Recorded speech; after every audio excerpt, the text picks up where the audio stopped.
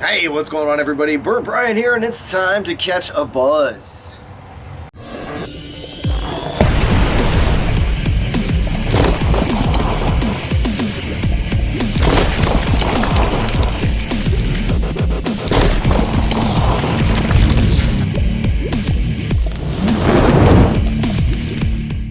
So I've got my nice frosty mug, and I've got a nice ice cold beer. So it's time to work on catching a good buzz. Now again, I don't know anything about this beer. Like usual, when I do a lot of these reviews, I don't generally do a whole lot of research into the company. Granted, there are a few times that I do put in a little effort if I've tried other, beers from that particular brewery in the past and I've really enjoyed them. I might try to give you a little more information about the company. And screw that guy driving by. Again, this one I didn't really do any research on, but I had to check it out. It kind of jumped out at me. Again, I've been doing a whole lot of IPA reviews, so I thought it was time to step away from my comfort zone a little bit and try some other different brews along the way. The one I'm bringing you today is called, it's Wild Blue. It's a premium blueberry lager. Really interesting. I like the label. It's got this big old drooling dog on the front with a spiked collar with his back foot kicking up a blueberry in the air. It's pretty neat. It says it's premium lager with natural flavors and color from juice, and this is 8% per volume. It says on the side, made from all natural ingredients, so blueberry sediment may be found in this product. That's kind of cool. I always enjoy having something that's using all natural ingredients. So, pop the top, and let's see what I can smell the blueberry, already, and look at that. Well, that is a very nice looking beer. That is a purple beer. You may not be able to see, maybe, perhaps, but even in the foam, it is clearly purple. It has almost a crimson looking color to it. Wow. You really pick up a lot of the blueberry notes in this. God, but at the same time, I'm picking up the lager flavor, or the aroma that's in there, sorry. It kind of reminds me of, I don't know how it's going to taste, but this kind of reminds me of the old malt liquors I used to drink, like Sainides. I've mentioned this in a previous video. I haven't been able to find Sainides anywhere in a long, long time, and that was always one of my favorite drinks. Interestingly enough, this kind of smells like that, but it also kind of has like a wine smell. It's really weird. Let me give it a taste.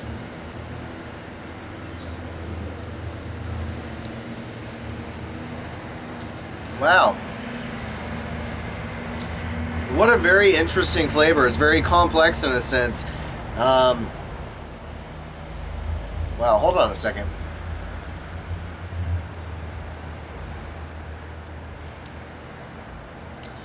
I swear there's enough carbonation in it to where the flavor kind of, honestly reminds me of like a grape soda. Not the expensive kind. Like Fanta kind of reminds me of your cheap grape soda. But it's really tasty, and there is this blueberry kind of flavor that comes through at the end. You get the beer and this carbonated kind of bite at the front end, and then you've got this really nice aftertaste. Wow. Again, the taste and the aroma on this is really good. This is a beautiful beer. Definitely check these guys out if you ever find one. If you're into different kind of fruity beverages. I'm not usually kind of a fruity guy.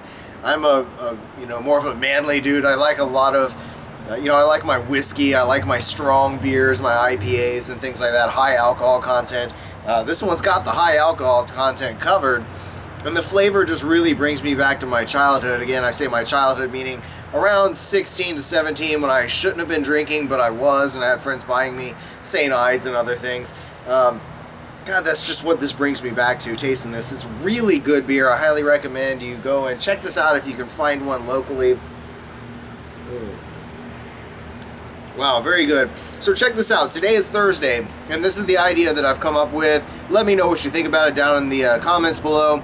But basically what I'm going to try to do is get in touch with at least one or two of my other buddies. We're going to get together. I'm going to try to do it every week. If not, I'm going to get enough beer to where I can film at one time. It'll last me a couple weeks because I know people's schedules. It's kind of hard to get everybody together. basically my idea is I'm going to start a new series called Thirsty Thursdays, and so every Thursday I'm going to have a couple of friends of mine come over. I've got my one buddy in particular, Alex, that I'm thinking about, and Alex Flincham, this is a call out to you. I would like you to get in on this if you can, and maybe one or two of my other buddies, maybe Clayton, some regulars that you've seen before on my channel through either beer reviews or for the Backyard Barbecue series, which I do have another video coming for that. But anyway, this basically, the whole idea of this is just to kind of get a couple friends together instead of just me, and I'm gonna get, you know, several different beers like I normally do, and we're just gonna each try them. We might not, you know, I'm not gonna have enough money to buy everybody their own beer and we're all gonna slam it, but you know, we're all gonna try different beers and tell you what we think. So on Thirsty Thursdays, the video might be a little longer, and it's gonna be, like I say, a couple of us getting together and talking about several different beers. So hopefully next week I can unroll a new episode of that. I gotta talk to my friends and see if we can work something out. But anyway, stay tuned for more details on that. Join me on my Facebook page so that you are up to date on what's going on and any of the future plans I have. Also, this Saturday, I believe I will be doing a new live chat. If you got any kind of comments or suggestions, things you'd like to hear us talk about, either me or, you know, if it's just me, if I don't have anybody, I'll talk about it. But I should have some guests that might want to join in. So if there's anything you'd like to hear us discuss, please leave the comments down below or throw them on my Facebook page, either way.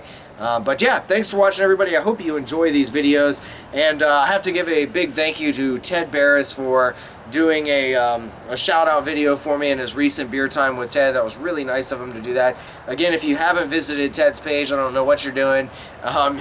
You may have missed him through some of the chili community, but he's a huge chili head. He's you know, one of the founding people, one of the guys that got me into doing these videos. Like I've mentioned before, it was Ted Barris and Frank Outson were the two really big people that got me into doing these different spicy reviews and making videos in general. And since then, I've kind of been trying to branch out into other things that I really enjoy to share with you all, and I appreciate all the support of you guys following me along the way. But again, please be sure and go and check out Ted Barris. He is the fire-breathing idiot, the FBI. He does a lot of different stuff. He does these What the WTF videos where he tries some really disgusting food and does reviews of those. He for a while was doing the soda reviews. I think he may have stepped away from those because of recent medical stuff. But he does a lot of cool stuff. Beer Time with Ted, pod reviews. He eats some of the world's hottest peppers, which is something I'm kind of stepping away from a little bit. It seems like no matter what I prep with, I've tried doing all of the magic, you know, remedy drinks,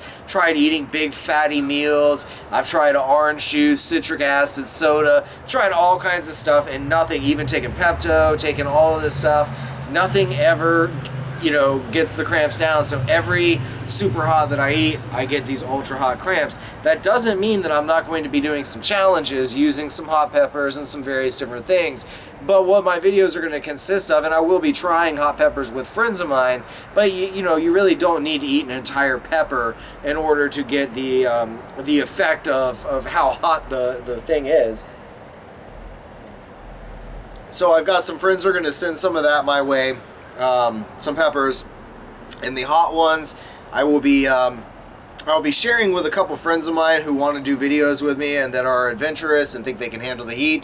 And I'm also going to be doing some cooking videos, you know, with those peppers. And I'm going to be, hopefully not this today, but hopefully a week or two from now, I'll be trying to get in touch with John Ford from Ford's Fiery Foods, and going to try to pick up some of the sweet peppers, because I really want to do some cooking videos with sweet peppers. As a chef, you know, I really haven't gotten to experience a lot of these really exotic sweet peppers, and the hot ones are great, and I've loved cooking with them. I love sharing recipes with those, and I do love the flavor on them, and the heat is phenomenal.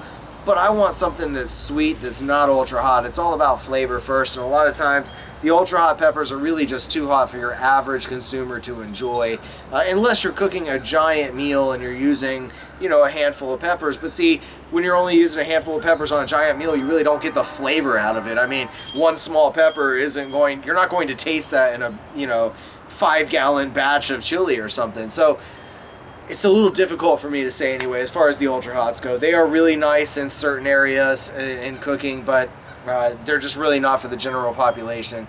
But anyway, I'm looking forward to experimenting with those as well. And yeah, I've kind of rambled on for a little while, but I wanted to get some information out to you guys. I know this isn't a fiery diary or any of my other, you know, random chat videos or whatever, but anyway, I thought I'd give you a brief update. I hope you enjoy my videos as always. Thanks for watching, everybody, and be sure to join me on all the various social networking sites. There are links all over the place on my page, as well as down in the description. And as always, stay toasty, my friends.